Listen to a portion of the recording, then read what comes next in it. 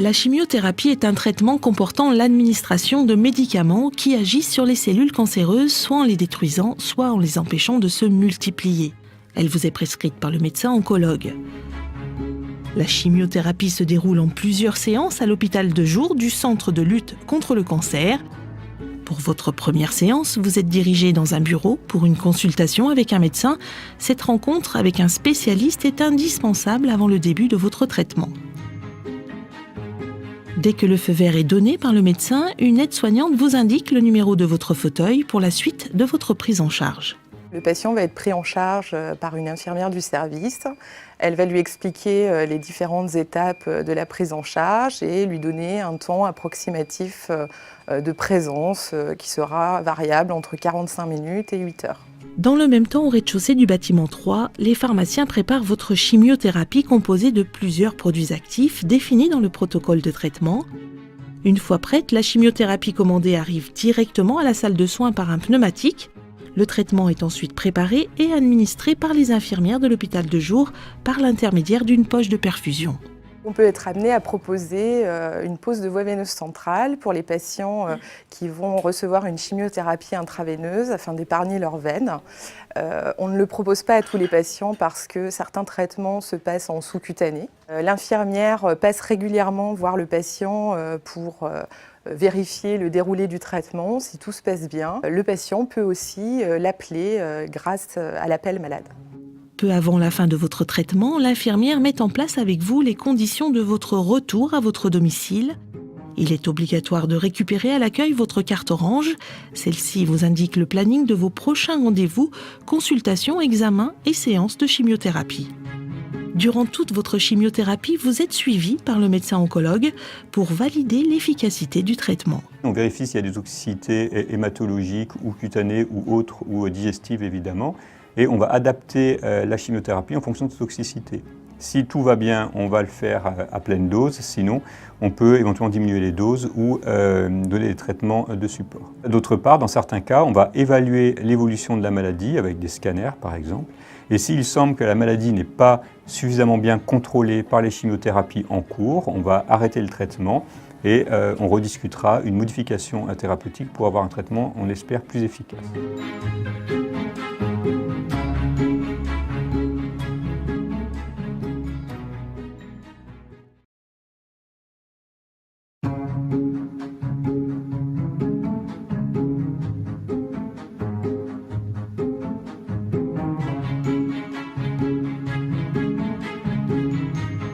Le centre Léon Bérard est le premier centre de radiothérapie en Rhône-Alpes.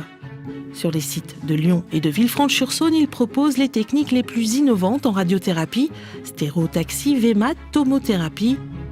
Il est le seul établissement rhône-alpin à disposer d'un CyberKnife. Le traitement de radiothérapie se déroule en plusieurs séances. Première étape de votre parcours, une consultation auprès du médecin radiothérapeute. L'appareil de traitement, le nombre de séances, le type d'examen préparatoire dépendent de la tumeur du patient et de son état clinique. En fait, le traitement de rayon peut varier d'une séance à 35 séances. La préparation peut comporter un simple scanner ou un scanner, une IRM ou un PET scan même dans certaines situations. Tous les traitements sont validés en réunion de radiothérapie avec l'ensemble de l'équipe de radiothérapie. À l'issue du rendez-vous avec le médecin, vous serez prise en charge par un manipulateur en électroradiologie pour un scanner dosimétrique. Cette étape est indispensable. Elle permet de définir votre position pendant toute la durée du traitement. Pour obtenir et maintenir cette position, on va utiliser donc des contentions. Ces contentions sont soit des masques, soit des matelas. Et ensuite, on va faire aussi des marques à la peau pour contrôler le positionnement. Et ces contentions sont adaptées autant à l'adulte qu'à l'enfant. Et à savoir aussi que le centre Léon Bérard est un des rares centres de radiothérapie pédiatrique d'excellence. Les images obtenues lors du scanner vont être utilisées par l'équipe de dosimétrie pour positionner les faisceaux de traitement afin de mieux cibler la tumeur. Les images scanners vont me permettre donc de contourer tous les organes à risque autour de la tumeur, permettre au médecin de contourer la tumeur elle-même. Ensuite, quand tout ceci est réalisé, nous allons faire la dosimétrie, c'est-à-dire essayer de délivrer la dose à la tumeur tout en préservant les organes autour. Une fois que ceci est fait, il y aura une vérification médicale et physique du traitement au niveau du TPS, donc de l'ordinateur. Et en dernier, il y aura une vérification, un contrôle qualité machine pour s'assurer que la machine soit bien réglée pour délivrer le traitement. Le jour de votre rendez-vous de mise en traitement, vous vous présentez à l'hôtesse. Elle vous oriente vers la salle d'attente de l'appareil dans lequel vous allez suivre votre traitement. Le jour de la mise en traitement, le patient vient, donc la séance dure entre 30 minutes et 1h30. On installe le patient dans la même position que lors du scanner avec les mêmes moyens de contention que l'on avait utilisés. Ensuite, on fait des images de contrôle qui seront faites plusieurs fois pendant toute la durée du traitement. Une fois que les images sont validées par le médecin, on lance le traitement. La séance est totalement indolore, donc il n'y a aucune douleur qui est ressentie.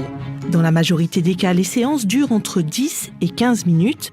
Votre traitement se déroulera toujours de la même façon, selon le protocole choisi par le radiothérapeute.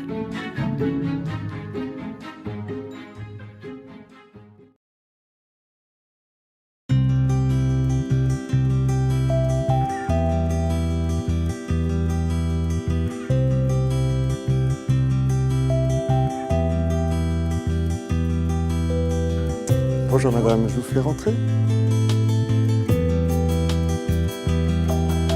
Dans le cadre de la prise en charge de votre maladie, votre médecin vous propose de recevoir un nouveau traitement. Il peut vous inclure dans un essai thérapeutique, aussi appelé essai clinique. Le traitement habituel de votre maladie, c'est de reprendre une chimiothérapie. Mais on peut, dans le cadre des rechutes, vous proposer éventuellement de participer à un essai thérapeutique, non plus avec une chimiothérapie, mais avec une forme de traitement qui est nouvelle, qui s'appelle l'immunothérapie. Au cours de la consultation, votre médecin vous présente oralement l'étude à l'aide d'un document écrit. Un exemplaire vous sera remis.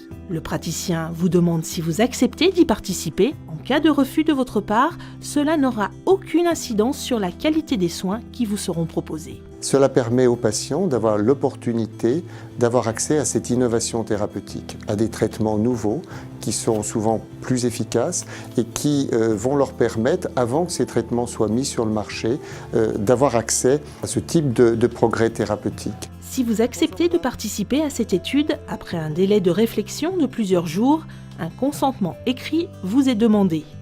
Ce document ne vous engage en rien, il prouve simplement que vous avez été informé et que vous participez à un essai en toute connaissance de cause.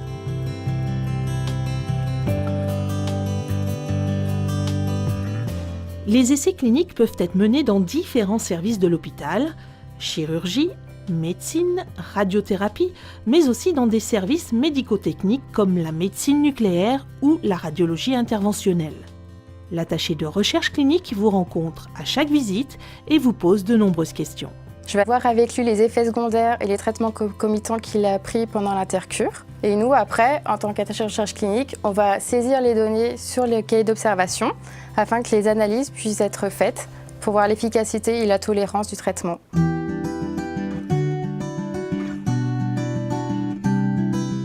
Après votre admission dans l'essai, vous recevez le traitement prévu par l'étude et êtes prise en charge par une équipe soignante.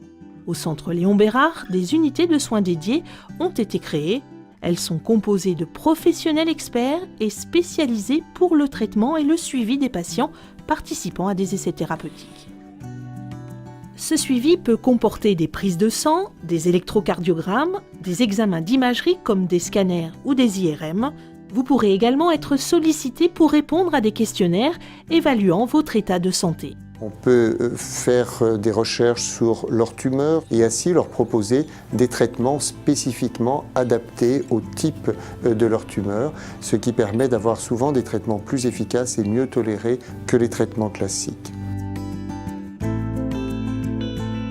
Quand vous participez à un essai clinique au centre Léon Bérard, on vous garantit un niveau de sécurité maximum. Les protocoles d'essais thérapeutiques sont soumis à des autorisations. D'une part, une autorisation qui doit être obtenue auprès de l'Agence nationale de sécurité du médicament, qui regarde les aspects scientifiques du protocole, et d'autre part, une seconde autorisation auprès d'un comité de protection des personnes qui examine, elle, les aspects éthiques du protocole.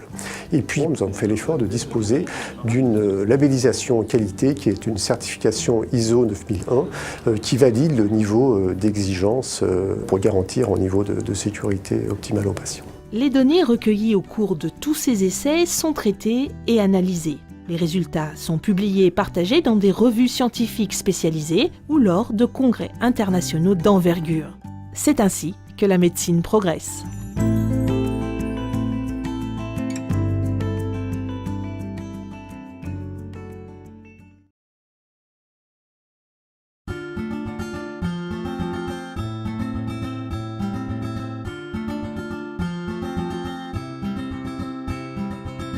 Lorsque vous êtes prise en charge au Centre Léon Bérard pour une intervention chirurgicale, c'est votre chirurgien qui vous donne toutes les explications sur votre future intervention.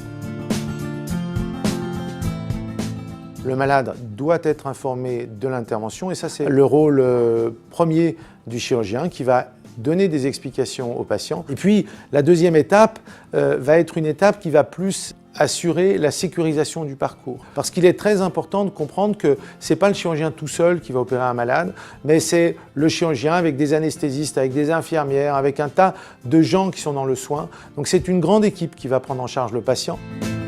C'est le chirurgien qui vous communique votre mode d'hospitalisation. 3 choix possibles, en chirurgie ambulatoire, en J0, vous arrivez le jour même de l'intervention et vous repartez après une hospitalisation, ou enfin, en hospitalisation conventionnelle. Avant l'intervention chirurgicale, vous rencontrez votre anesthésiste au Centre Léon Bérard pour préparer votre hospitalisation. Nous allons examiner le patient, l'informer de l'anesthésie et valider le fait qu'il va être hospitalisé la veille de l'intervention, ou bien en ambulatoire, ou bien il arrive en J0. Une fois qu'on a examiné le patient, on va lui expliquer tout le déroulement. C'est-à-dire qu'il va être contacté par téléphone 1 ou 2 jours avant pour lui préciser à quelle heure il va arriver. Ça va déterminer le jeûne. Pour simplifier, on ne fait pas manger les patients le matin, mais par contre, on les autorise à boire, c'est des choses nouvelles actuellement, à boire jusqu'à 2 heures avant l'anesthésie. Et on sait que pour après l'opération, il y a moins de complications post-opératoires. Vous êtes convoqué le jour même de votre intervention, appelée J0. Une régulatrice infirmière experte au Centre Léon Bérard vous contacte 48 heures avant votre venue. C'est juste un rappel des consignes concernant le jeûne, la douche pré-op, le rasage si éventuellement il y a besoin, pour lui rappeler la date du bloc, ainsi que l'heure, parce que les heures de bloc peuvent changer. Et la carte de groupe pour éventuellement les chirurgies hémorragiques, où tout patient allant au bloc doit avoir une carte de groupe dans son dossier. Le jour même de votre intervention, que vous soyez en chirurgie ambulatoire ou en J0, vous vous rendez directement au premier étage du bâtiment principal. Vous êtes alors accueilli par une infirmière. Ce matin, est-ce que vous avez bu ou mangé quelque chose? Non. Rien. On va regrouper tous vos bagages sur lesquels on va poser une étiquette et vos bagages suivront dans le service. Dès que vous êtes en tenue de bloc, vous patientez dans un lieu totalement relaxant, la salle Snozelen. C'est bon maintenant? Vous n'avez pas d'autres questions? Non. Eh ben allez, à tout à l'heure, je reviens vers vous. Un équipier vient ensuite vous chercher et c'est en marchant debout que vous allez au bloc opératoire. Ça évite d'être transporté en fauteuil, tout ça en brancard, ça vous évite de trop réfléchir en fait. Une infirmière vous accueille et vous équipe au sein du bloc dernière génération du Centre Léon Bérard. Le bloc opératoire du Centre Léon Bérard est un bloc intégré à la pointe de l'innovation. Il prend en charge environ 10 000 patients par an.